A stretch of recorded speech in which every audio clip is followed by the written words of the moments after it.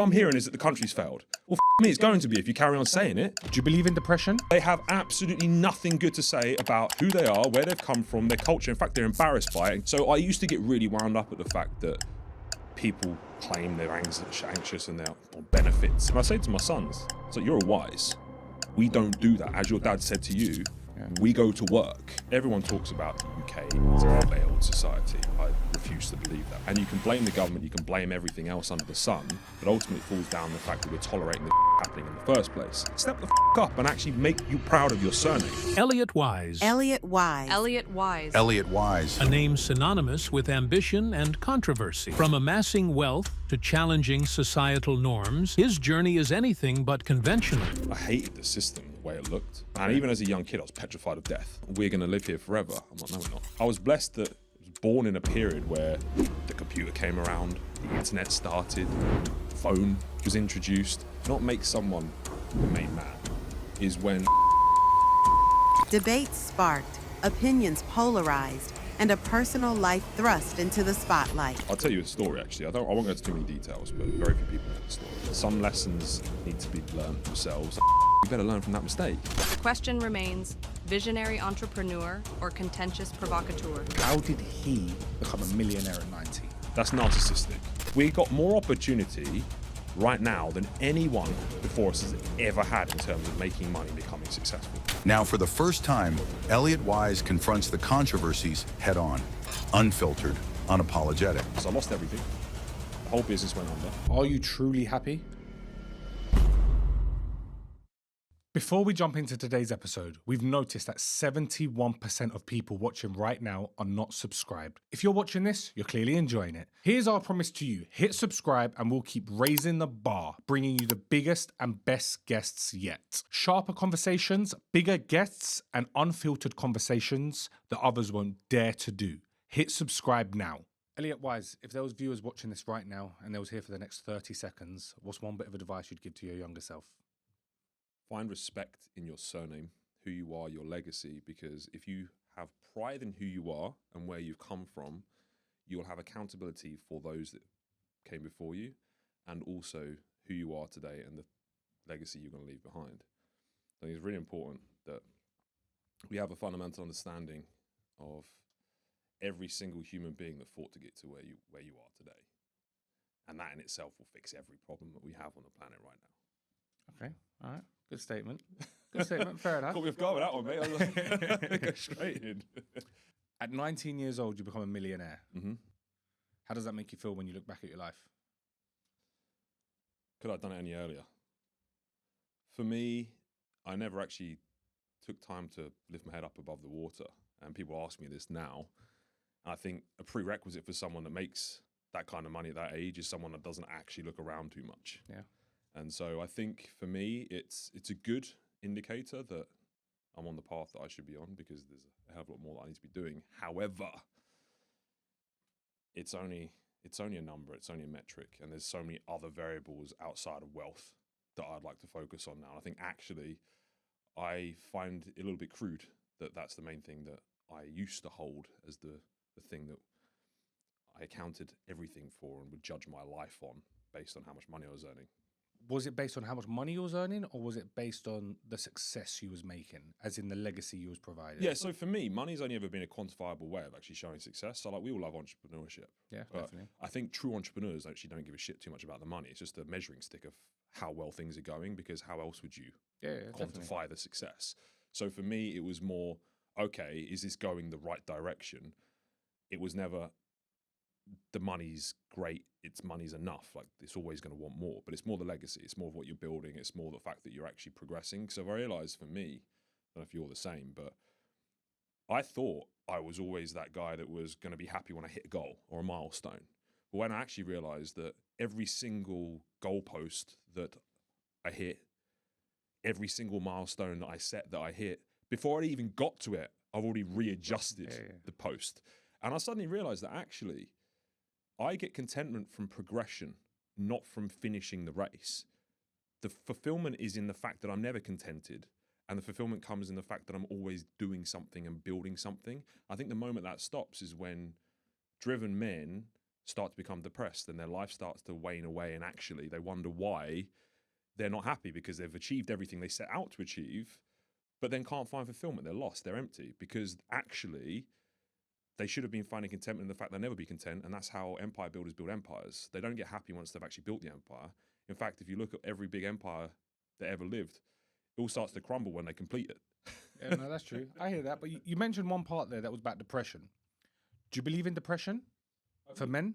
I believe that men get depressed. I believe in anxiety, but I believe that all human traits that every single human being has. The problem we have now is that we label things so much, and we state it like it's a chronic illness. Like, we all get depressed, we all get anxious, we all have ups, we all have downs. The issue I have with that now is that you get labeled with this particular illness that's now come about from God knows where. But it's okay to be emotional. Like, we are emotional creatures, and we are allowed to feel happy, are allowed to feel sad, but not to focus on it and make it a crutch. So I've always thought very similar to that, in the sense as I don't believe in this taking meds for depression. I've never believed in it. To me, it's just get to the gym, get your head screwed on, and you'll be fine. So where people are all screaming like, oh, I'm depressed, some cases, I understand. Some people are genuinely ill or they've got mental illnesses and stuff. I can understand that. But nowadays, depression, being depressed is now like it's a bragging. That everyone wants to brag, oh yeah, I'm really depressed now. You're just lazy. When people's business don't succeed, they turn around and go, oh yeah, I'm really depressed. You didn't work hard enough. That's the way I look at things. Maybe I'm a bit too harsh on myself because I've never been depressed, touch wood. I've never allowed myself to get depressed. But that's just a way, as young, my dad was like to me, we don't do depressed. We don't do ill days. We don't do sick days. We work. We're men, and that's our job. We don't do anything else. Do you not think, though, that the average human being is actually pretty weak? And I've thought this too. The meds aren't needed. However, I think for the majority of people, they don't have the willpower to get out of bed, let alone actually go to the gym and sort themselves out. So I've come to the conclusion that pharmaceuticals sometimes is actually a good cure. Like, someone that's got seriously overweight, sometimes a gastric band is the right solution for them, because they're never actually going to sort themselves out, right? Enough. And that's just, and I kind of have accepted that fact that we all have varying levels of drive, work ethic, and we're not all made to be absolute titans. A lot of people are just built to lead, built to follow, built to do nothing. Yeah, and I think that's just the beauty of humans. So I used to get really wound up at the fact that people claim they're anxious and they're on benefits and they're smashing pills and they're going to doctors and trying to backdate their sick notes so they can get fucking medical pay and whatever else they're doing to try and manipulate the system. I just feel sorry for them, because ultimately they weren't built with that drive. And I say to my sons, so you're a Wise. We don't do that. As your dad said to you, we go to work. We don't have this because of being like that. And then you look at them, mate, really though. People that have that anxiety, that have that depression, that have that want and need to get attention from labeling themselves with a chronic illness, God knows why. Do you look at their lives? Do you feel like you would want to trade yours for theirs? Nah, fuck me. I'd rather go to work and actually bust my balls, because I look better, I'm healthier, I'm wealthier, I have better relationships, and I'm happier. So, I mean, when I look at it, I'm like, well, you know, what one do I pick? Which one do I pick? I'd just go to work. I go to the gym. You speak about being a Wise so highly and proudly. To you, being a Wise that's your life, right? You stand by that. Where did that respect for that come from? Was it your dad? Was it through generations, or have you built the Wise name? I built the Wise name. I realised that one of the fundamental failings of this country, and everyone talks about the UK as a failed society. I refuse to believe that. We're failing. We're at a very, very pivotal fork in the road right now, where we've got a decision to go one way or the other. And I believe it's the jobs of the men initially to create a better family unit and ultimately start to have a higher respect for themselves and a much lower tolerance for anything that isn't exceptional for their country. And you can blame the government, you can blame everything else under the sun, but ultimately it falls down to the fact that we're tolerating this shit happening in the first place. So fundamentally, we need to fix the men of this country. And I believe that the best way to do that, because what I've seen in Eastern Europe and pretty much every other country in the Middle East and everywhere I go, you go and speak to them about their country, it's the best thing since sliced bread. They invented everything. They are like, their food's the best, their culture's the best. And that fills me up. Even though I might disagree with them, I love that they speak about their country, they speak about their culture, they speak about their heritage, they speak about their family, like that. But you speak to anyone in England right now, they have absolutely nothing good to say about who they are, where they've come from, their culture. In fact, they're embarrassed by it. And all I'm hearing is that the country's failed. Well, fuck me, it's going to be if you carry on saying it. But if you find respect in those ancestors that fought for you to be here, to have this freedom, to have this country, and you actually try and find the positives in where you've come from, and even if you don't come from a particularly good family, or even if you've got a harrowing past, be the person in your family, step the fuck up and actually make you proud of your surname. And if we start to find respect in ourselves, we'll have respect in our families, and we'll have respect for the country that we live in, and we won't have any respect for anyone that's disrespecting it. Right now, we're shitting on our own doorstep, and then wondering why everyone else is doing the same. It's you. So I am hammering it into my kids. I'm hammering it into myself and reminding myself every single day that my surname is important. That it doesn't matter what you did, who you came from. We used to introduce ourselves to the son of such and such. We are the doctors of the village. We are the tailors of the village. You had an identity, you had pride, you took care in your name, and you had an accountability for those that stood before you. Right now we have accountability to nobody. Nobody. And we wonder why we're weak. So that's why I'm big on my surname. You definitely like the UK. I can say that for real. You definitely like this country. Before you was a successful entrepreneur, and I know you started at such a young age. I looked into you at 13, you started your first business. 16, you started another. You done very well. Was it something ingrained into you to be a successful businessman, or was there a reason why you started business at such a young age? I hated the system, the way it looked. So at 13, you don't know what the system is. What I had as a very young kid is the ability to look into the future. Okay. And even as a young kid, I was petrified of death. Really? Death and me being completely petrified of it has been one of the biggest driving factors in my entire life. So even when I was young, I used to get panic attacks over dying. I don't know why. Did you lose anyone close to you? Nope. Touch wood. You just was scared of death from a very young age. And this is where I've tracked it back to, because I've done a lot of introspective thinking. Because if you look at me and my family, yeah, we came from no money. I lived in a council house, but it wasn't a hard life. We had food, we had like shelter, I had loving parents. You know, it was just a standard life. There was no reason to make me the animal that I am today. So I look back and I'm like, okay, well, what caused this? And to be honest with you, I would used to extrapolate out my life when I was younger, looking at how things were going to play out and what my life would look like at each stage. It's like, okay, go to school, get a paper round, go after school, I get a job, I work until retirement, and then hopefully have a few years doing some sort of hobby, fishing or something, until, you know, I curl up into a ball and die. And that used to scare the shit out of me. And I was like, there's got to be something better than this. I was like, well, if this is my one go, because I'm not religious, okay, I don't believe in life after death, which also fuels me, but also petrifies me. So the fear really got me motivated.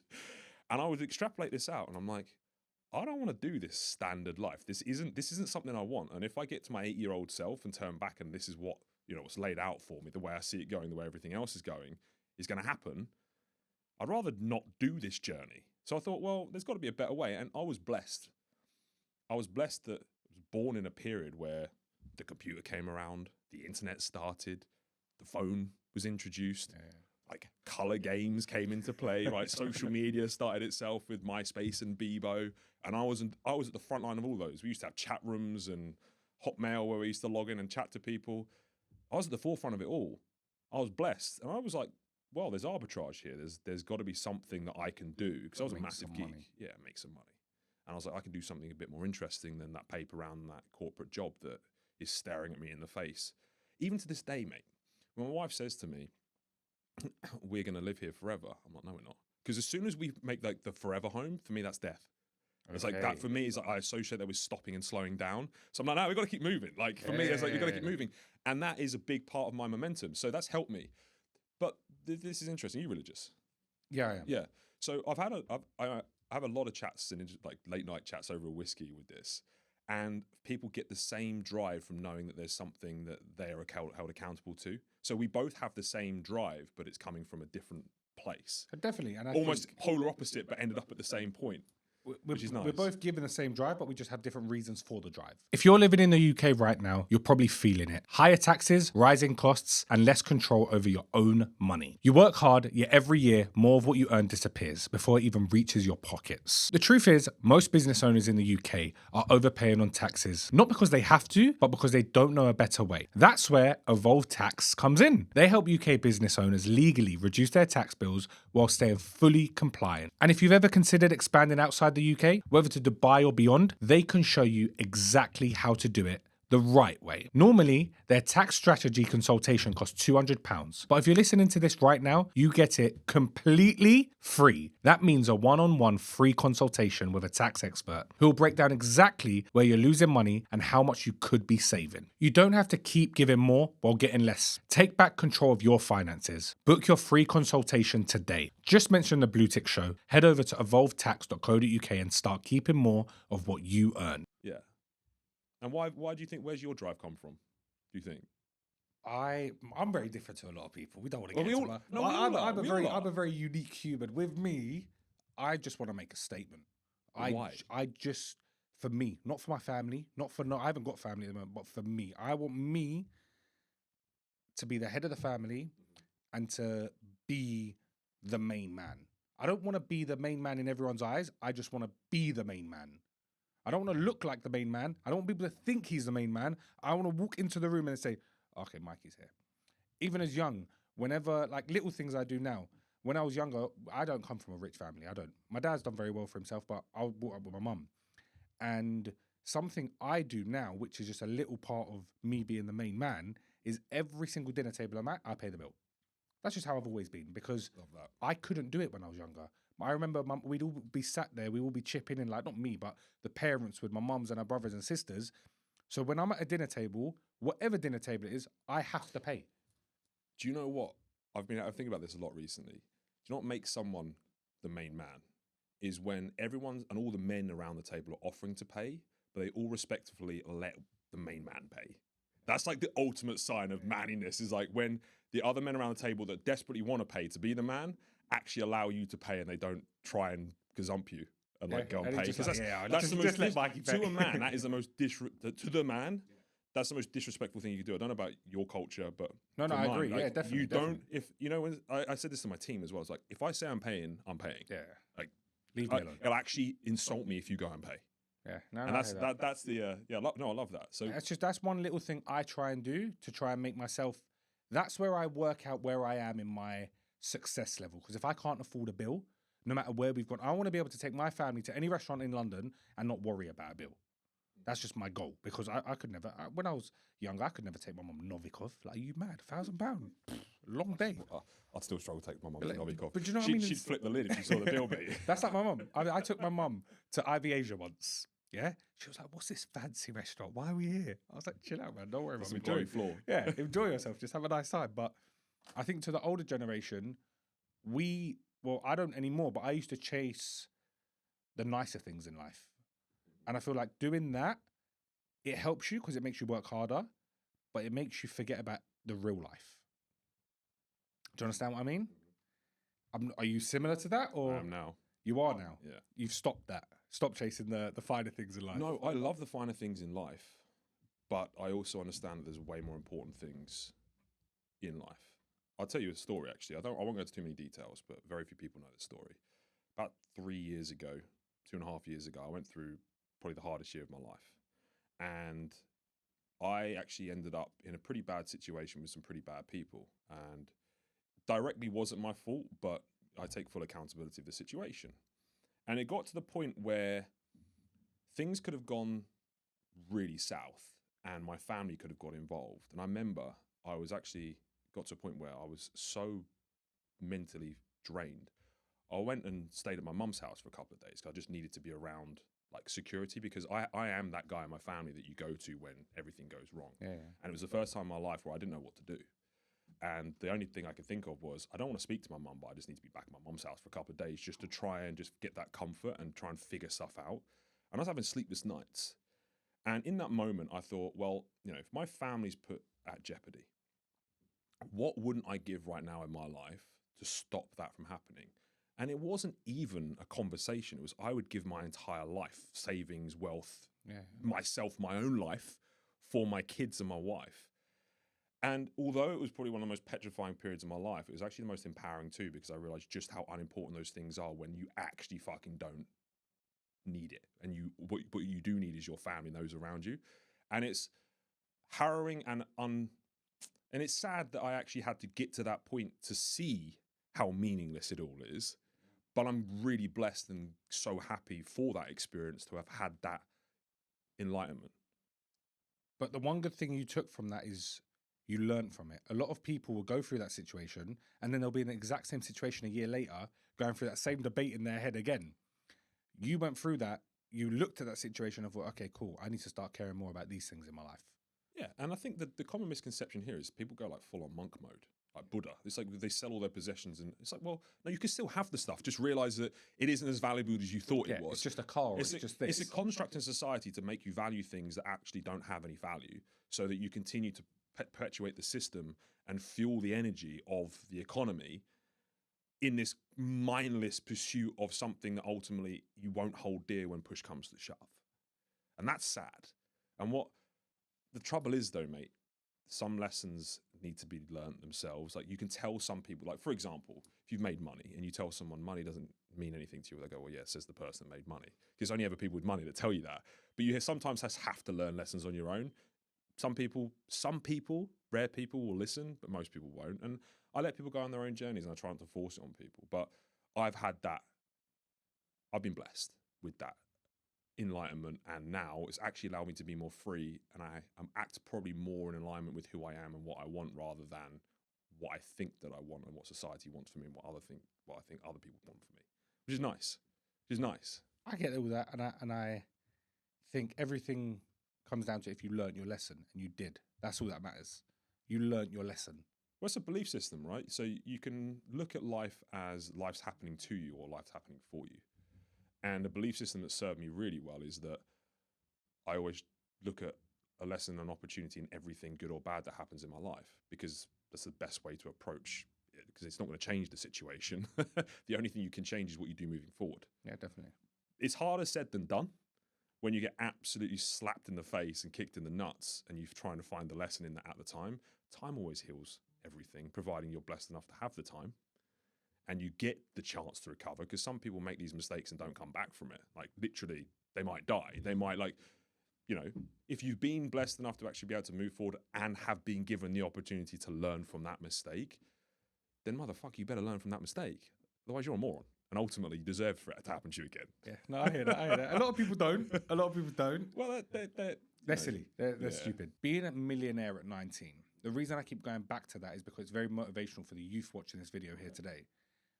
Millionaire at 19. When I say that, how does that actually make you feel? Because we've got some guys here today who, they're not millionaires.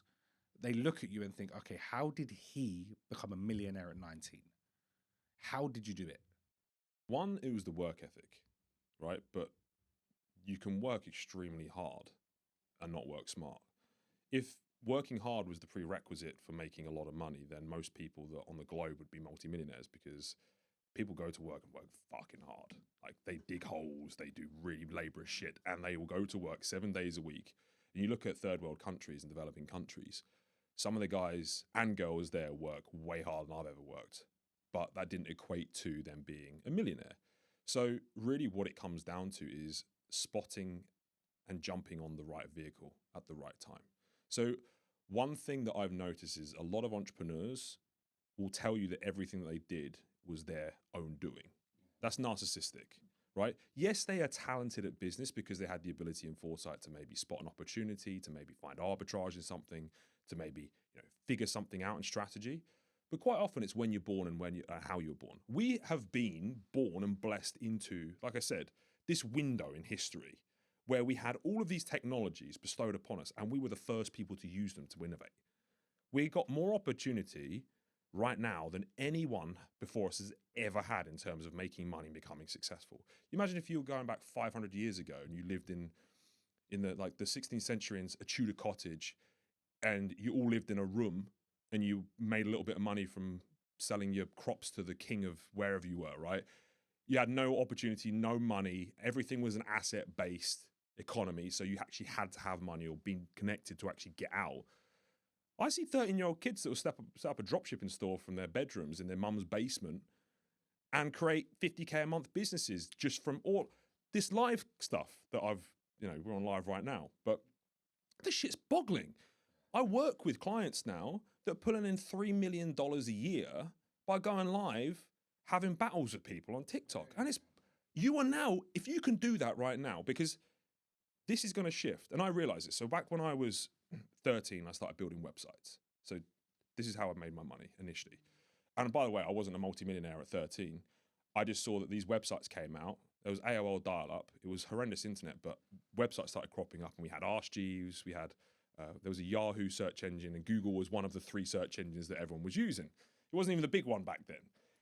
And you used to put some keywords in, and then something would come up with a website. So then I used to be a massive geek, made Warhammer website. I was like, I made a Warhammer website. Okay, so for myself, me and my friend Morgan in our class were like, we used to paint Warhammers. I was like, I want to learn how to. I was like, how do they make these websites? It's HTML, CSS. So I learned how to code them. Bought some self-taught. Yeah, okay. There was no YouTube back then. That didn't even exist. There was no. I didn't even look online because I probably wouldn't have even thought to go online to learn. So I went to the library, and then I also went to PC World and bought a few books on coding, and then learned how to build websites. And then these other softwares called Microsoft Front Page came out, Dreamweaver. They used to be able to code websites a little bit easier. So I thought everyone's going to need one of these websites. So this is the foresight. So the work ethic was there, but the foresight to see that maybe this was going to be a big thing and it was a good vehicle to jump on at the right time was what I spotted. So I started making websites, then asked everyone that I knew, I was like, do you want a catalog? You don't need to have it in a magazine anymore. Do you just want to have this thing, like a business card? I managed to sell a couple. I was probably making about £400 or £500 a year. Like, being totally honest, I'd make 1 or 2 websites. It'd take me 6 months to make the whole website. I recruited a few guys in my class, and I was like, right, you do some graphics, I'll do the coding, there was animation back then as well, so we're doing all that stuff. And then at 16, a chap, actually local to here, it's in Hoddesdon area, he approached me about selling lighting. He was like, look, I'm a sales rep. I can get hold of these products cheaper than anyone else. Can you sell them online? I was like, I've never done e-commerce. I didn't even know it was called e-commerce back then. It was like online shop.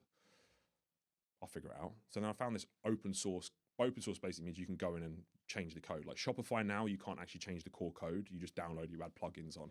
But open source is called Zencart. So I made this first store. Got this guy called Tom in my class to help me. He made a beavers e-commerce store, like, beavers and cubs and all that stuff. He made one of those, and I was like, can you help me with this? And he was like, yeah, cool. So I paid him like £50 for the summer, and then I got my friend Jamie, who's a graphic guy, because I made him do graphics. He now incidentally does work for Apple and everybody else in graphics, which is quite cool. And we made this website over summer, like basically getting all of these products. So I got given loads of catalogs with different products. Back then, it wasn't like, oh, you just put a spreadsheet in and it uploads. It was like we had a physical disc. We had a magazine with all the text and I had to write it all out. I did that. Took me about my whole of my summer holidays between 16 and 17 before A-level. Built the site. Went live, was like, fucking wait for these sales to come in. I'm going to be a multi-millionaire. What's going on, guys? This video is sponsored by Aspen Morris Solicitors. Aspen Morris is an award-winning law firm with offices in North London and Central London. They deal with a range of areas, including property, litigation, and criminal matters. If you want to get in touch with one of the best law firms in the whole of the UK, get in touch and let Aspen Morris deal with all your problems right now. Nothing's coming, mate. Absolutely nothing. I was like, huh. How do people buy online? I was like, it must be, I've got to sell, I've got to market. So off I go, PC World again, Google AdWords for Dummies. Is that actually what you bought? That Google AdWords for Dummies. That is the book that has made me more money than anything else on the planet is Google AdWords for Dummies. I had a girlfriend at the time, she's called Shanice. I was like, look, we're going to Egypt. We need a holiday because I've been working my ass off over summer holidays. I'm going to take you on holiday. I had no money at this point. I think I used all my web design money up, right? Bought my Google AdWords for Dummies. Ticket for her and I to go on holiday. I said, look, you're going to sit by the pool because that's what you like doing. I said, I'm going to read a book. She's like, what? I was going to read this book front to back while I'm out there. Was you into books at all? No, not really. But I just made notes and basically memorized the entire book. And I was like, the concept was pretty cool. So Google AdWords is effectively back then, because now you have product images and you can have the price and everything on there, was you write a line of title and then you have, it's 2 lines and then a link at the bottom. And then basically, and then you can bid on keywords. For example, 10-watt LED bulbs or 50-watt halogen bulbs or downlights or whatever. So I used to do that and write all the ads out. So then I learned how to do it, how to set it up, how to structure it. Went back home, bang, AdWords, sales. Really? Yeah. Just because from back that then it was instantly. so cheap. I hit AdWords just as it came out. It cost me like 2p a click. I was just chatting to this gent over here earlier about meta ads now. Like advertising is getting more and more expensive, but it's only going to get more and more expensive. So what I did was I found the right vehicle at the right time, and then that just rocketed. And then I was going out to suppliers. So basically what I did was go to lighting wholesalers. And I'd say, look, I'm selling online, where very few people are selling online. I want an account with you.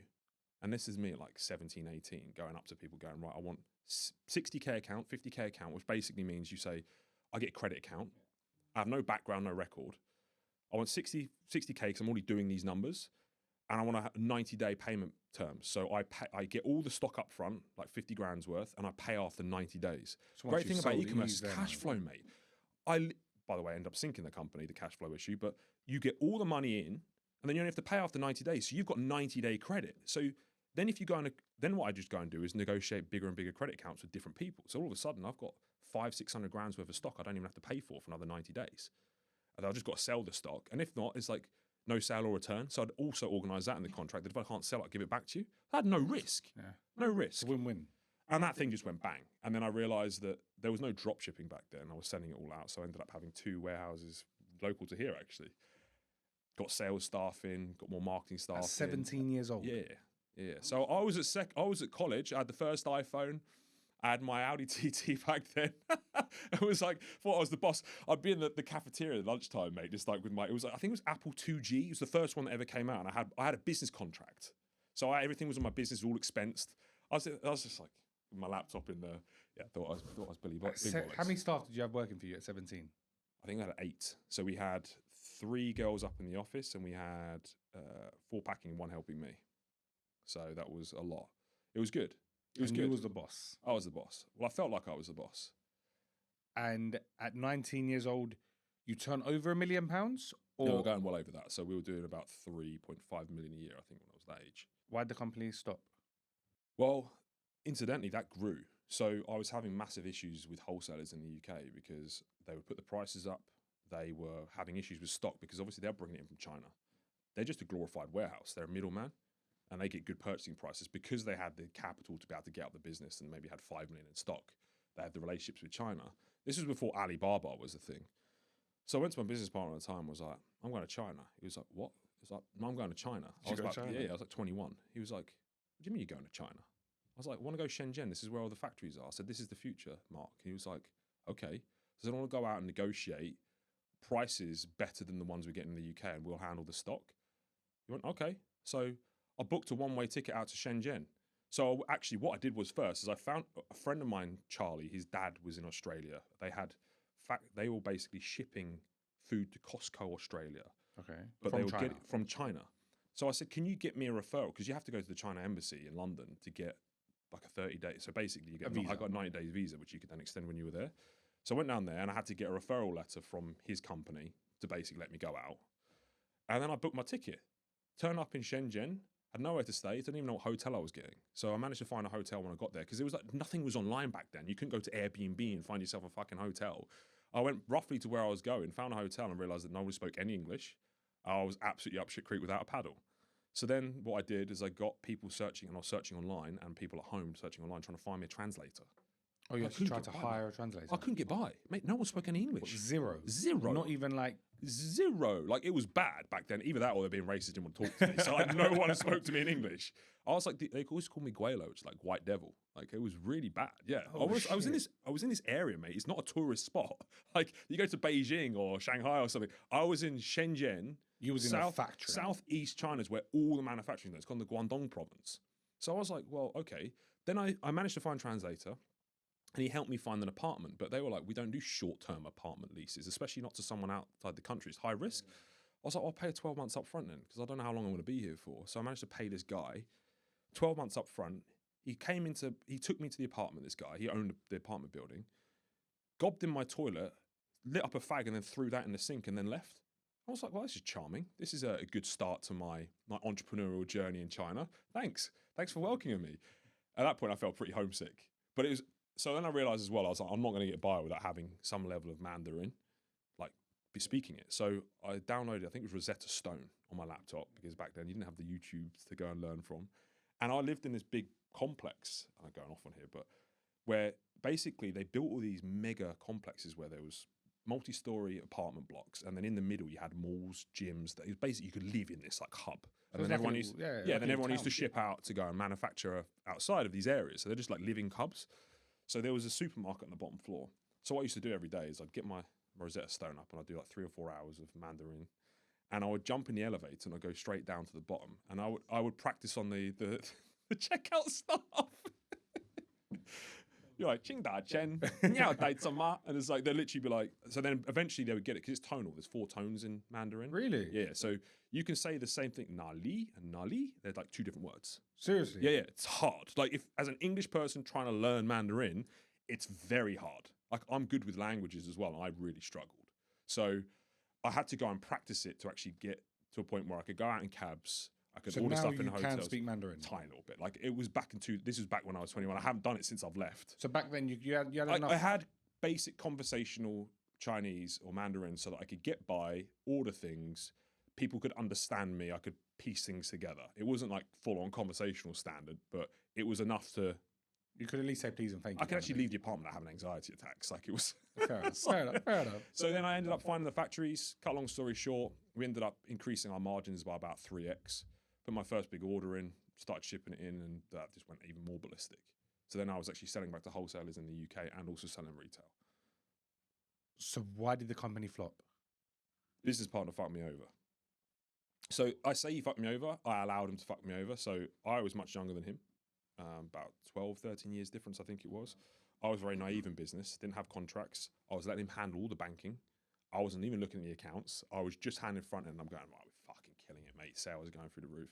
He ended up having, I don't think he wanted to mess me around. I actually don't feel like it was vindictive. It was just a victim of circumstance and desperation through some shit that was happening in his own life, where what happened was, for the first time in a few years, we had a slight slowdown in business. And what I didn't realize he was doing was siphoning money out. So he was working with other companies where they would put an invoice in, they'd mark the invoice up, and then they'd split the difference. So like, for example, you're buying 2 of these cans, they would add on another 2 cans and charge the company 100 quid when it should have been 50, and then they'd split the 50-50, right? So I figured that out after. So that's been going on for a long time. But the whole time the company's growing, because we had 90 days credit, you don't see the whole, because you're earning more and more, and you're basically just not paying for 90 days. So as long as more money's coming in, that hole that's creeping up and getting bigger isn't exposed until you have a slight slowdown in business. And that 90-day credit, when that hits, is less than the revenue that's actually in the bank. And you go, why are we struggling to pay people? Where's the money gone? Because right now I should be absolutely killing it based on my calculations. And I was like, there's something wrong here. Before I knew it, before I even got a chance to look at it properly, orders weren't being sent out. I'm being lied to about, oh, Royal Mail have lost 300 parcels, have they? No, they just weren't sending stuff out because they couldn't buy the stock, or like we didn't have stock left, or whatever it was, because they were doing all the purchasing and everything else. I was just doing sales at this point, not focusing on the back end. I take full accountability of it. I should have been checking the bank accounts. Now I have contracts. We have joint banking. If I have things analyzed like a hawk, I have CRMs.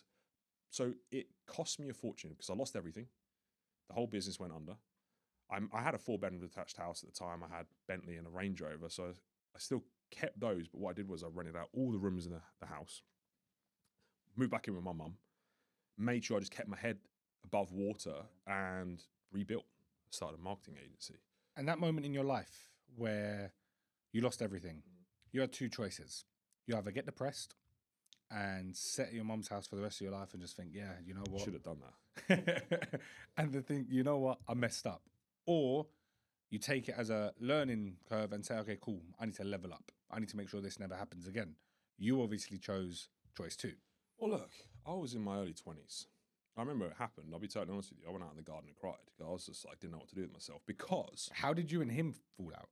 Like, actually, what happened? Because I would have wanted to, like, get hold of him. Yeah, I tried to. That was me being naive. I wouldn't handle it that way anymore, but I just went off the rails. It was just and what was what was he saying? He was a compulsive liar. So I wouldn't get anything. He would just tell me that it was this, that, or the other. Like, he would never give you a straight answer. He was good at lying. That was his thing. But when he got caught, I would continue the lie, which made him even angrier. So I take full accountability. I don't blame him for it. I blame me. It's my fault. I don't do that shit in business anymore. So it was a very, very, very expensive, very good lesson, right?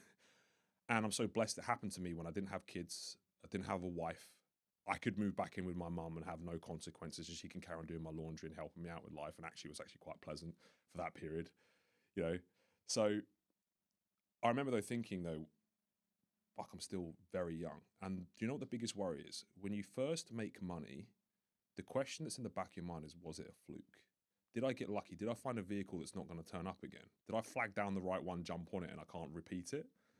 And I was like, I'm going to find out because I got no other choice. I can sit there and just be the guy that did have a good business when I was younger. And I could be on this podcast right now going, I was the guy that did this back in the day. You know, I was big once. I used to bench this back in the day. You know, those guys that come up to you, it's like, no, motherfucker, I want to be the guy that's growing and doing it still. So was it fluke or wasn't it? I believed it wasn't fluke and I believed it was me. Maybe that was narcissism, but either way, I was back on it. And the next big thing that I looked at was, okay, let me be the guy that provides the thing that actually makes the money. So e-commerce was great at the time, but the digital marketing space was extremely new as well. And I was very good at digital marketing. So I was good with ads, I was good at everything else. I was like, that's easier for me to scale up because finding another product in that space when there's no drop shipping back then, having no capital would be hard. Did you have any money at this point? No. Nothing? So no. So I was just literally paying off debt from people that we owed because I didn't want to have, I knew that I was going to carry on in business. So the last thing I wanted at the start of my entrepreneurial career was to have people that I owed money to or were bitter with me because I know word gets around pretty quickly. Yeah, you have your own personal credit rating, but the most important credit rating you've got is the opinions of others around you because the world is small and people talk. And it might not come back to bite you now, but 20 years time when you go to do a business deal and it's a JV that comes up and you're about to go and invest in it, get equity in a massive company and someone goes, I heard you're doing business with Elliot Wise. And he goes, well, yeah, he fucked me for some money back in the day. And he goes, I'm pulling out. You never know when it's going to come back and haunt you. So I've always been that guy that pays your debts, leaves the space as clean as you possibly can and be as integral as you possibly can as a man and move forward with your head held high. Because I think that's more important than the actual money you got left in your bank account and fucking people over. So especially if people see you trying your hardest to pay them off and you're not just running away from the situation, that says a hell of a lot about your character. So for me, that was really important. I understood that very early on. So I was paying off everyone that I could. Any drips and drabs that I came in, I was paying off any loans that I paid off. And I've literally, it took me a couple of years to get everyone paid off. And I just, I was building up my life, but I was like, I'll put you on a direct debit. Or can you continue paying this? I didn't have to, didn't legally have to. The company went under. The limited company was gone. I did it because I had that name to uphold. And I didn't want that following me around. I didn't want that guilt. I didn't want that on my conscience. So did that and went into digital marketing because I knew that an info product or a digital consultancy business was easier and leaner to scale. So without capital resources, my parents didn't have money, couldn't lend me any money. And no one that I knew at that time was going to lend me any money after what had just happened. Although they would support me and encourage me, they weren't giving me any money, right? No one's giving me a pound. So I was like, right, well, let me go and create money back guarantee marketing for businesses and say, well, if I can't improve your revenue by X%, you don't pay me. And I just went down that route and got really good at that. Is the next thing. Within 6 months, I was earning more than I was earning from my e-commerce business. Seriously? Yep. So he was a multi-millionaire by the age of... Yeah, I think I was about 22, 23 back then. The numbers escape me. It's all a bit of a blur since then. One thing I want to talk about there is women. Yeah, let's talk about women. I heard me and you would have a very good chat about women from someone. Raheem was like, you and Elliot could have a good chat about women. Don't worry about that.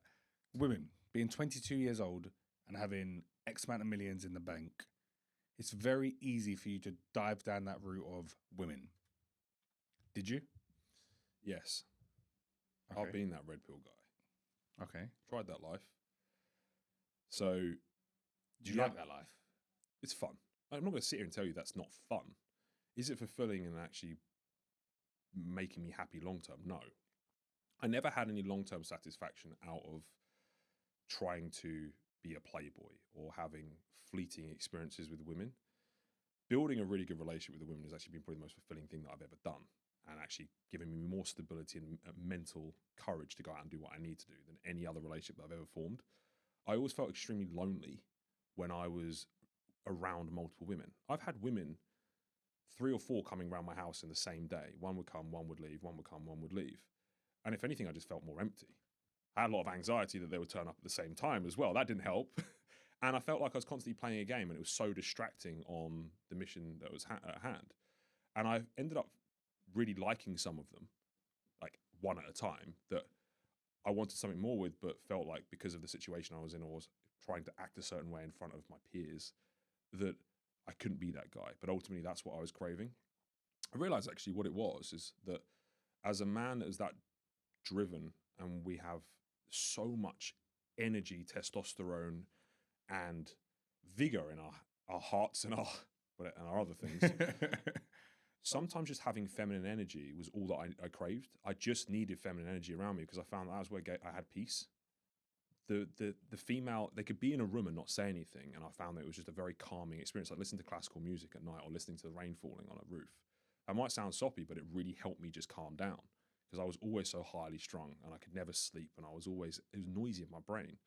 The one time it quietened slightly is when I just had some good female energy around me, and it wasn't sexual, it wasn't anything else. And I think I was trying to fill that void through multiple women.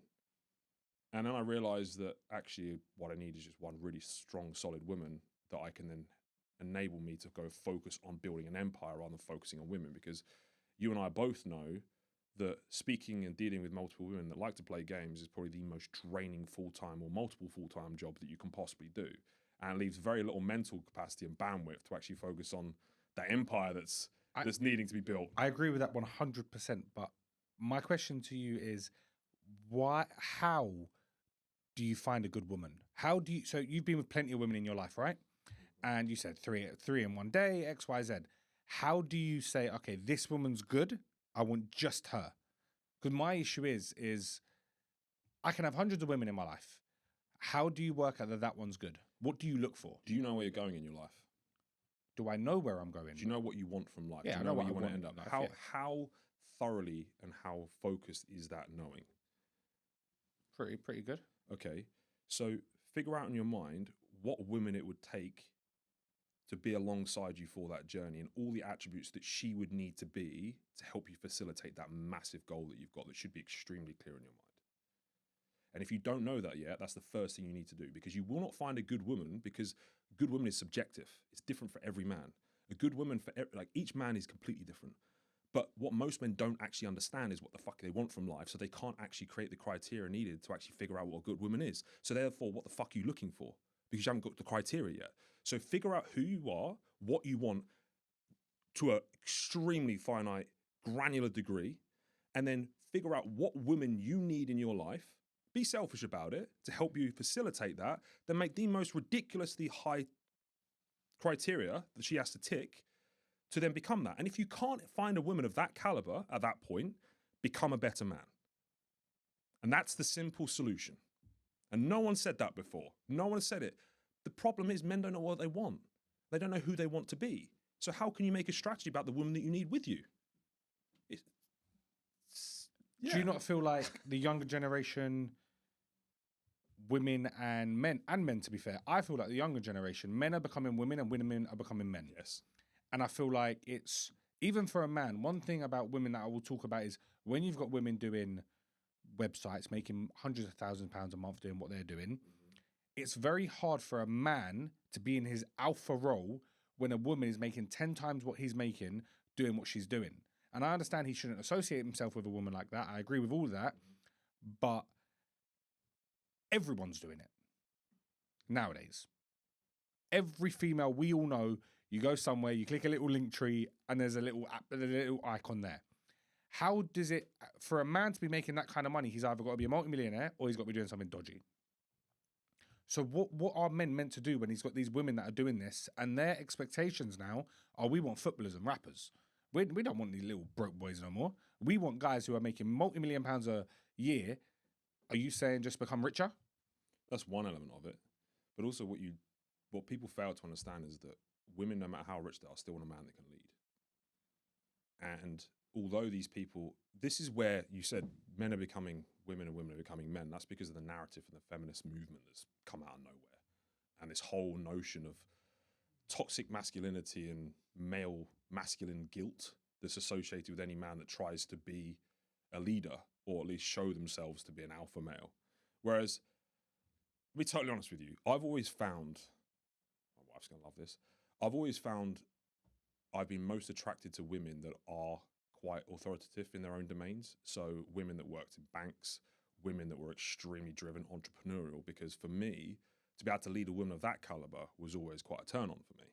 That was always just something I wanted to do. So I wanted to step up my game and become more authoritative of that. If you met my wife, she'd eat most men alive. She's hard work. And anyone that's met her would say the same. She'd even say the same herself. She's Iranian, and I met her family. They're like, thank God she met you, because there was no man that was going to take her. But for me, I always wanted to be the man that was more authoritative. Now, money is one element, 100%. And I find it extremely difficult, even for me, to be with a woman that is earning more than me. It's just hard. So for me, to my mind, I could have been, because you can lead in other ways, but I would have really struggled. So the answer for me was earn more money.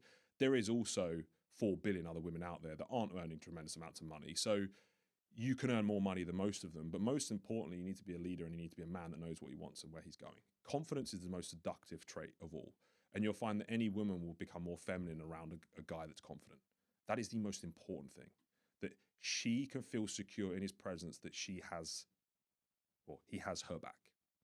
And that's the most important thing. Can this man take this couple and potentially a family in the future to where we need to be and secure them? And moving on from there, I want to touch on the 5 pillars of being a gentleman, because I think that's a perfect transition now.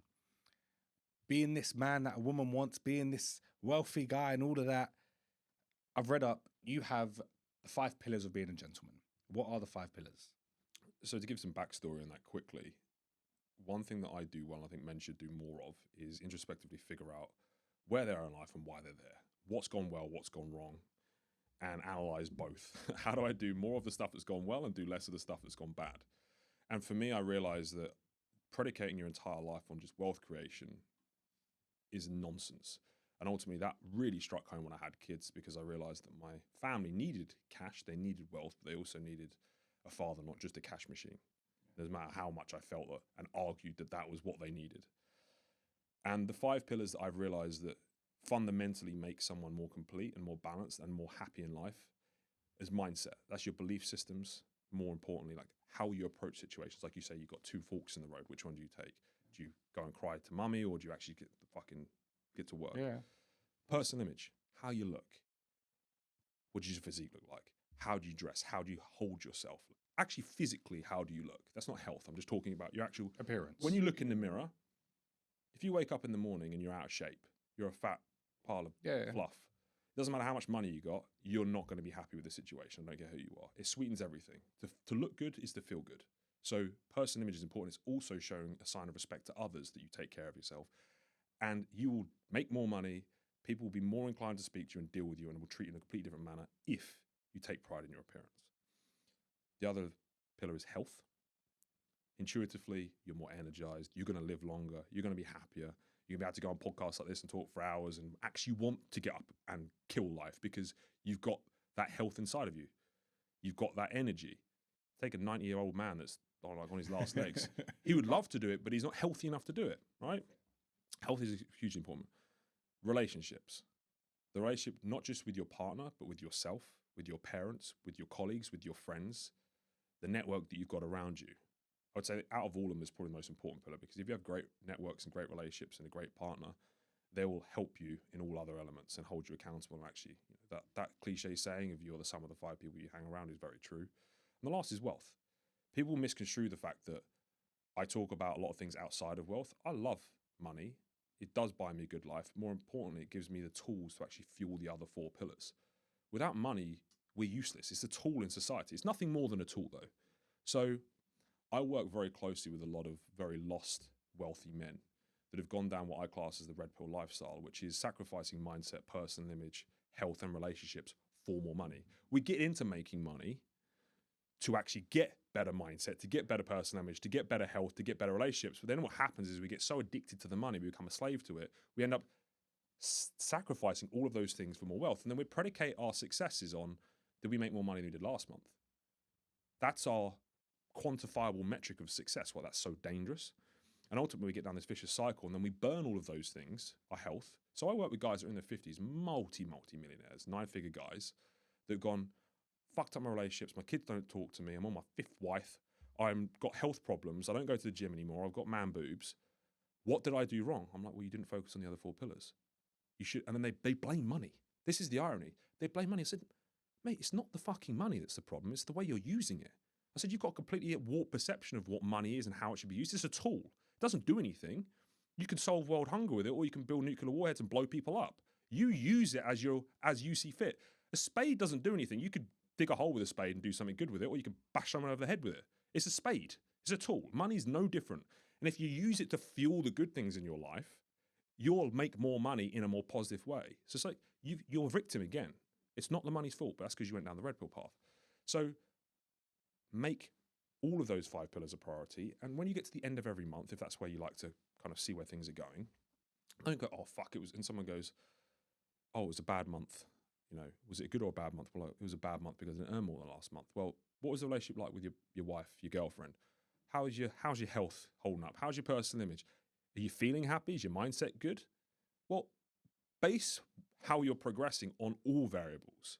And yes, there's going to be seasons in your life where you have to make more of a focus on one than the other. I'm big on that. You can't do all. It's not like waking up and go, for the first unit of the day, I'm going to be a mindset. For the second unit of the day, I'm going to focus on my personal. It doesn't work that way. It might be a year, it might be a few months where you've got to get in the trenches and make some money, but then be cognizant of the fact that those other pillars are there and they need to be looked after and watered. Now, listen, as you were telling me all them things, a few of them I deeped and thought, yeah, Mikey, you need to sort yourself out on this thing. You need to Which sort ones? yourself out. Do you mind if I ask? Personal appearance and all that, I take care of. I do that.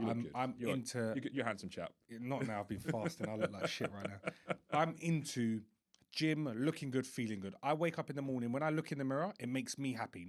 I'm not vain, but it's when I've got a fresh haircut and I'm looked after myself, I feel good.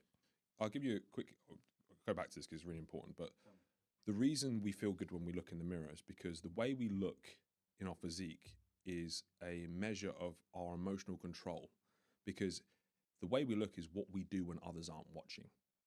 How out of control are we? How much binge eating do we do? How much cardio we do? How far do we push when others aren't watching? And we know deep down, we look in the mirror, we look good, we're in control. A sign of someone that is fat and out of shape is that of someone that is out of control, and you know that deep down, so you know that you're not happy. So sorry, carry on. That's a big part of that. So regarding the 5, appearance, health, I take care of. I've got that sorted. Mine is relationships around me. Right. And I think a very big one I need to look at is my relationship with money. Mm-hmm. Me and money, we're best friends and we're enemies at the same time. I love money, but I will spend my money on everything. I have no limitation on anything. If I want something, I'm getting it. And my issue is that I'm too impulsive with it. I don't sit there and actually think, okay, Mikey, in a month's time, are you going to use this? Do you actually need it or not? I'll just buy it and then in a month's time, just leave. Like, I have so many things at home that I don't even use. They're just on the side. And my boy's like, I found out the other day I lost an iPhone 15 in my house. And I was using an iPhone 14. Explain that one. I lost an iPhone 15 in my house. I went to Apple to upgrade my phone. And the woman goes, this is your iPhone 14. I said, no, it's not. Because you know when you get 2 phones, you sync them together, right? I looked at it. I was like, that's my phone. What are you talking about? She goes, no, this is a 14. I said, I've got a 15. She goes, yeah, I know. We can see on there. It's linked to a 15. And I was like, wow, I lost a phone. Like, that's not normal. I went and bought a phone because I wanted 2 phones because I thought it looked cool having 2 phones. Like, stupid. So my issue with money, I think that is the root of, and my issue with women. That's the number one problem. Okay, let's address the money one quickly. Where does that need to just impulsively purchase come from? Is that because of having not when you were younger? Correct. I could never do that when I was younger. So now I have to do it. If I want something, there's no part in my mind that says, okay, wait, because then it takes me back to that trauma of when I was younger, I couldn't get it. So then in my head, I'm having a battle. Am I there again? Am I poor? Can I not afford it? And then my other part of me is like, no, just go buy it. What are you talking about? So that's my issue. It's like a little... So it's addressing that fundamental, like without a therapy session, right? It's understanding where that pain's coming from. I'm the same. So I had quite bad PTSD from the fact that when we were young, we struggled to pay the energy bills. So the lights always had to be turned off, and I used to get screamed at if I left the lights on. So if you go to my house now, it's like fucking sun. I have the lights on everywhere, and I feel bad when I walk into a room, there's no lights on, because it reminds me of that period where that dark English room, this grey, makes me feel anxiety over the fact that it reminds me of that period. That's like me with heating. Okay. With heating. When I was younger, my mum would say, make sure you switch the heating off because it's expensive. So now if you walk into my place, it's like a sauna 24 hours a day. And I hate the heat. So why do you feel like the impulsiveness that you've done so far hasn't cured or scratched that itch? I've not bought everything yet. I need to buy everything I've wanted in my life. For me, I had the same issue with my physique. So I was a bit of a chubby kid growing up, and I got bullied, and it really bothered me. Probably more so than other people because I'm driven like that. If I used to get negative criticism, it used to just fester in me and build into anger and hatred, and I'm gonna fucking show you. So the first thing I did was, I didn't take my top off in public until I did a bodybuilding show, right? Because the way I saw it was, I was so embarrassed in who I was. What I had to do was really make it so uncomfortable that everything else felt easy. So rather than do what every other people does, is just go and actually take your top off and realize that you're in half decent shape, and actually no one gives a shit. I booked a bodybuilding show so that I could go on stage in my little budgie smugglers, all oiled up. So it basically became so uncomfortably painful for me. Then taking my top off in any other situation was easy. And you knew you had to train hard. And I used to have to train hard.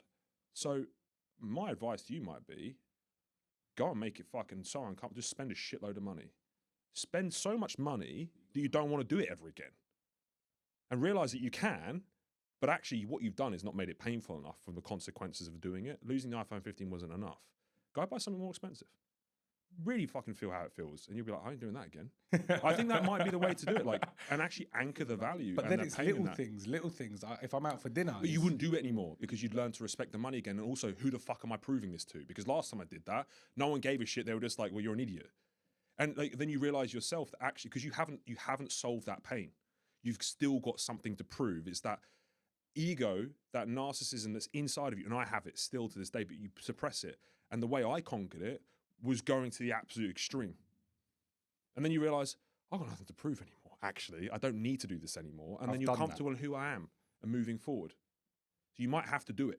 Yeah, no, I hear that. And I think the problem is with me, I'm scared I'm not going to learn my lesson. But then you will. Trust me, you will, because it'll become that painful.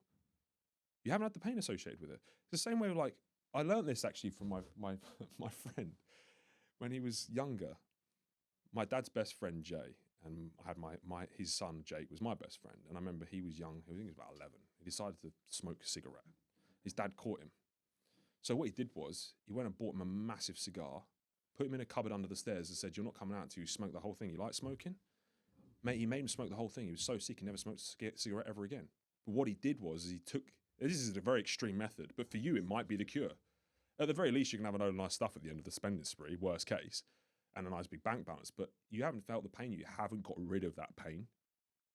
You haven't got rid of that pain. Okay, no, I'll take that on board. Now, women, mate, that's the reason I'm not a billionaire today. Okay, I swear. Everyone says it. Surprise me. If I put all my time and effort into business, I would be 20 times more successful than I am today. So they did a study. If you look at I think it was the 100 richest men in the world were all married and had kids before they were 26. Most of them. I think it was like 90% of them. There's a correlation between having a stable home life and a family, for multiple reasons, to becoming a billionaire. So the statement you just said then is probably actually factual, or at least there's a lot of truth in it. Yeah. So what is it that you're struggling with women? I don't know. I'll turn this into a therapy session. I'm just genuinely intrigued. We're in a therapy session. Women, my issue is, without exposing my whole life on socials. Yeah, there's not too many details, The two issues mate. I have is one of two things. I got two issues. Number one, the same thing with money. I want everything. If I can't have it, I want it. If a woman says no to me, she will say yes.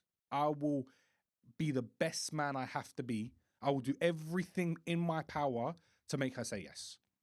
And then when she says yes, I'll get bored. The second she says yep, it's like, why did you do that for? I say to women, keep saying no to me. Don't let me take you out for dinner. Don't meet me. Just say no to me. Keep saying no and I'll work harder. The second you submit to me and say yes, I'm checked out. I'm done. I'm like, yeah, well, that lasted long. To me, it's the challenge. It's not the actual woman. It's nothing to do with having a woman by my side, I think now I'm slowly learning that I need one. But my whole life has just been, what, she said I can't get her.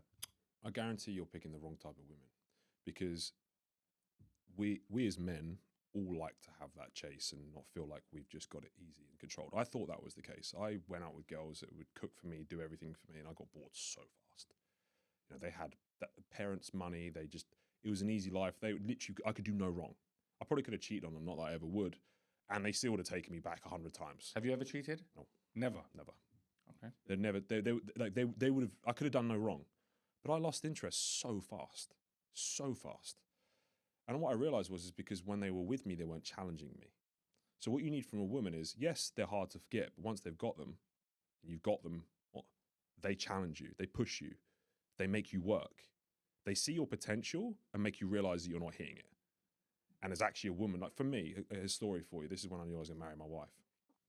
I was going to buy a house for us. We were up north because she was finishing a medical degree. And I decided to move up north because I had my house. I was remote.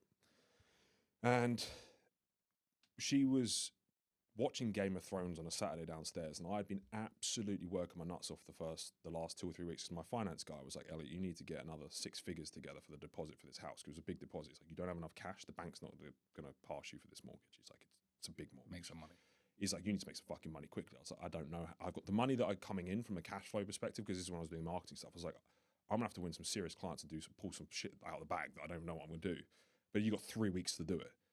And I remember I was literally day and night working my ass off. And one night, this one Saturday night, I come downstairs because I like Game of Thrones.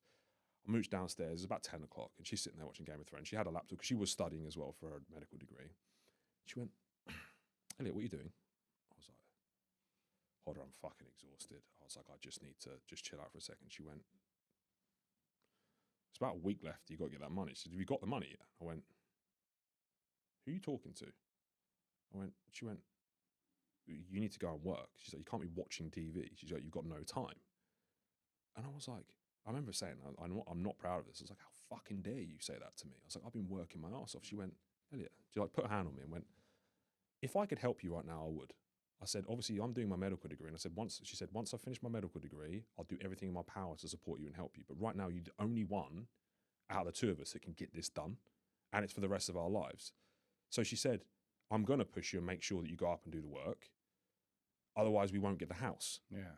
And I remember thinking that moment, I was so confused, so angry, and also so inspired at the same time, thinking, she's actually right. And she's not coming from a bad place. Like, she expected it. She just said that I am that guy. And You she was took it pushing as me. like an attack. I took it as an attack initially, Yeah. and then realized I walked away and went, I'm going to marry that woman. Yeah, that's what I needed. And she's challenged me ever since. She's made me realize my potential the entire way. And I never got bored. Because the minute I look like I'm slowing up or my life's getting easy, she fucking reminds me there's so much more to achieve. And it might not be financial, but it's you could be a better dad. You could be a better son. You could be a better brother. Step up. You've got more to offer than this. And that kept me entertained. It kept me engaged. So I don't necessarily think it's the game. It's the fact that you're picking the wrong women that stop the game as soon as you've got them. Maybe. I think to women, it is a power trip as well. They want to say no as long as they can as well.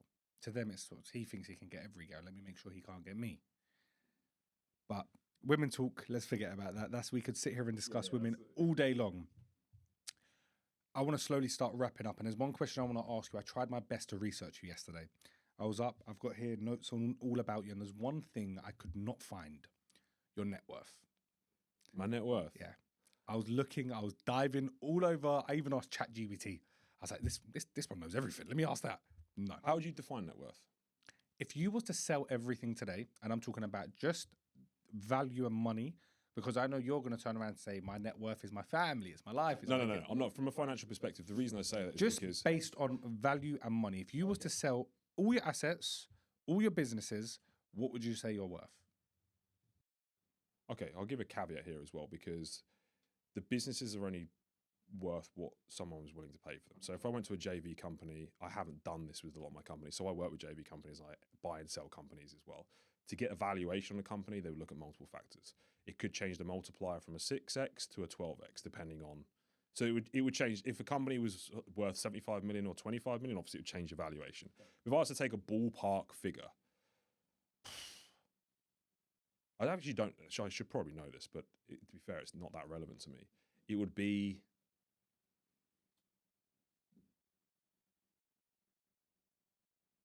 Depends on what the company's worth. I'd say anywhere between 25 and 50 M. Okay. Somewhere in that ballpark. I'm definitely not 9 figures. I know So that for a you're a fact. very wealthy man. Wealthy, yeah. Are you truly happy? I am now. Very happy. There's no, it's not, I'm faking it till I make it happiness. I was before because I was purely predicating my happiness on my net worth. Now, like I said, I want to be a billionaire and I will be a billionaire. Not because of the money that it creates for me, but for the opportunity that it creates. So I genuinely think that about 25 million, give or take, will give you, if you had that liquid in the bank, will give you the best life in the world. Right? I don't think you need more than that. I've done what I would calculate. So you wouldn't own a jet, but you could charter jets. You could pretty much stay in any resort, do whatever you need for a very prolonged period of time. And if you use 10 million of it pretty well, you have a good enough passive income and a decent home with no overheads to live off. So I think about 25 million, you've made it on the monetary front. After that point, it's the kind of legacy and the progression that you want to see and what you want to do on the planet. I am working towards extremely big goals, and I have an amazing network around me and also an amazing supportive wife that's in it for the ride. And I wake up every day with like, my balls are full. I'm fucking out there conquering and I'm absolutely just want to. For me, it's how do you feel when you wake up in the morning? Yes, some days you wake up on the wrong side of the bed. Some days you wake up a bit more anxious than others. Some days you feel like there's a cloud over your head. But for the most part, do you feel like you want to get up and live? Do you feel like you want to get up and do something? Do you feel like you're working for a purpose that actually makes you happy? Like deep down, when no one's watching, you have that conversation with yourself. Decide to fucking put yourself over and say, am I happy? It's only been recent that's the case, because I'm now working towards a big goal of hopefully fixing this bloody country and hopefully inspiring men to actually fix themselves and get better, because I think that's the root cause, to fix this country and to fix the men. And I love what I'm doing. I wouldn't trade my life for anyone's. And that's a big thing as well. Like, would you look at someone and say, well, I'd trade my life for theirs? I wouldn't. I'm happy. I'm genuinely blessed. Genuinely blessed. And I can't say that for most of my life. I was constantly doing things for other people. So the net worth really is kind of irrelevant, although people love those shiny metrics. Look, I drive a Lamborghini, I have Ferraris, I have the nice stuff, I have the nice house. It gets attention, but ultimately it doesn't fill me up. Although I like having nice stuff, obviously, otherwise I wouldn't have it. We all like nice things. Everyone does. No one's going to sit in front of me and say, oh, I don't like the nice things. If everyone could have a Lamborghini, we all would. And no one should be made fucking guilty to have that stuff either. This is the real issue with the West. You go to Dubai, everyone celebrates the fact that you're driving around the new Bugatti. You come here and everyone's villainized. But I also think it's on the onus of people with those cars and having the nice stuff to actually become someone that incentivizes and also encourages a better perception of it. So, for example, let's say you're driving around in SVJ and you pull up to the lights and there's a kid waving next to you. Don't be the wanker that fucking drives off and the dad goes, yeah, he's a fucking, anyone drives those cars are wankers anyway, son, don't worry about it. Be the guy that pulls over, lets a kid in your car and actually inspires the guy. Change the parents' opinion of who you are. And that starts with you. And everyone wants to be the victim and blame everybody else. So I look at the failings of this country and the failings of its people, and I'm like, well, okay, let's inspire people to change. We have a fucking tool, social media. We have big voices now. We all give it the big I am, and I'm the big leader, this, that, and the other, but no one wants to take into accountability for anything that's going on. They all just fuck off and leave. No, I hear that. And excuse my French. No. Yeah, you can swear here. All right, to wrap up, I want you to look into the camera and I want you to give a bit of advice to the younger generation, not on being successful, but on being a better gentleman. Learn who you are as a person and who you need to become to live the life that you ultimately have set out for yourself. And if you don't know what that is yet, try on many things, try on many different women, live in different places until you find out what you truly want. And then set the standard for what that life looks like. And don't allow yourself to fall short of any of those metrics and attributes that you need to hit to become that man and live that life. Because ultimately, you don't want to look back at 80 years old thinking that you could have made things a better life and look back in regret. Because ultimately, the one thing you can guarantee is that you only have one life, and make the most of the one that you've got. Elliot Wise, it's been a pleasure having you on the show. Likewise, buddy. We look forward to seeing you again soon. Guys, if you enjoyed that episode, make sure you like, comment, and subscribe, and we'll see you on the next one.